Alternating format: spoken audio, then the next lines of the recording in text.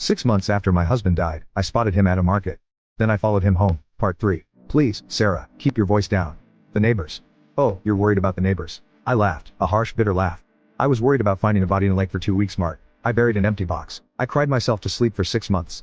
I had to. He cried. I was in too deep, Sarah. The gambling debts, they were gonna kill me. The loan sharks, they threatened to hurt you. I did it to protect you. Bull. I spat. You did it because you got her pregnant. Look at the dates, Mark. She's 8 months along. Look at the died 6 months ago. You were cheating on me. You knocked her up, and you saw a way out. He fell silent. He knew he was caught. Okay, he said, his voice trembling. Okay, you're right. I messed up. I'm sorry. But Sarah, you have the insurance money, right? $2 million. You're rich. You can start over. Just let me go back home. Live your life. I'll stay here. We never have to see each other again. I looked at him. He was pathetic. He really thought money fixed this. You think $2 million pays for the trauma you put me through? I asked. I can give you more, he said quickly. I have some savings here. Not much, but I don't want your money, Mark, I said. I have plenty. Then what do you want? He asked. I smiled. I want justice. What does that mean?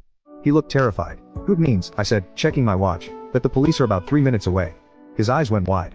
No, Sarah, don't. If you call the police, I go to prison. I'll go away for years. Fraud, identity theft, they'll bury me. I know, I said.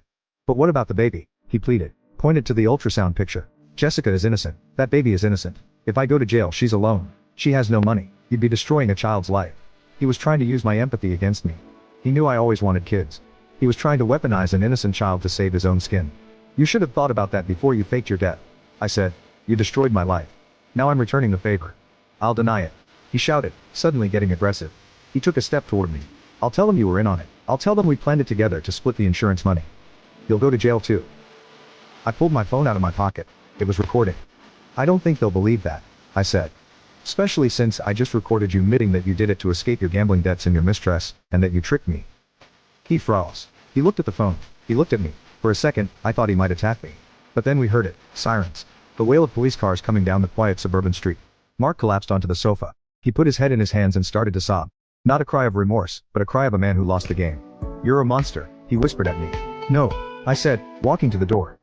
I'm a widow, and I intend to stay one. I opened the door for the officers. I had called them before I even walked up to the house. I had given them the tip about the fugitive living at this address. They stormed in. Mark didn't fight, they cracked him and dragged him out. As they were putting him in the cruiser, Jessica's car pulled up. She got out, holding her yoga mat. She saw the police cars. She saw Mark in handcuffs. David, she screamed. David, what is happening? She tried to run to him, but an officer held her back. Mark couldn't even look at her. I walked down the driveway. I stopped in front of Jessica. Who are you? She asked me, tears streaming down her face. What is going on? His name isn't David. I told her gently. His name is Mark, and he's my husband. I watched the realization shatter her face. It was cruel, I know, but she needed to know the truth. He had lied to her just as much as he had lied to me. I got in my rental car and drove away. The fallout was extensive. Mark, or the man formerly known as Mark, is currently awaiting trial. The charges are piling up. Insurance fraud, identity theft, falsifying public records. The insurance company is suing him for the payout. But here is the beautiful part.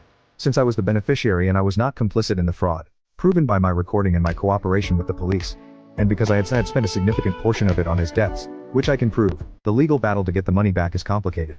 My lawyer says that because I acted in good faith, I might get to keep a large chunk of it, or at least settle for a fraction. But honestly, I don't care about the money anymore. Mark is in a maximum security holding cell. Jessica sold the house and moved back in with her parents. She reached out to me once to apologize. She honestly didn't know. We had a long cry together. I don't hate her. She was a victim too. As for me, I moved. I couldn't stay in the house Mark and I shared. I bought a small cottage by the ocean, a different and far away from that lake. Sometimes I sit on my porch and watch the waves. I think about Mark sitting in his cell. He wanted a new life so badly that he killed his old one. Well, he got his wish. Mark is dead. The man in the cell is just a stranger with a number. And I am finally free. So am I the bad guy for sending my husband to prison and destroying his new family after he faked his death? I don't think so. He wanted to be a ghost. I just helped him find his grave.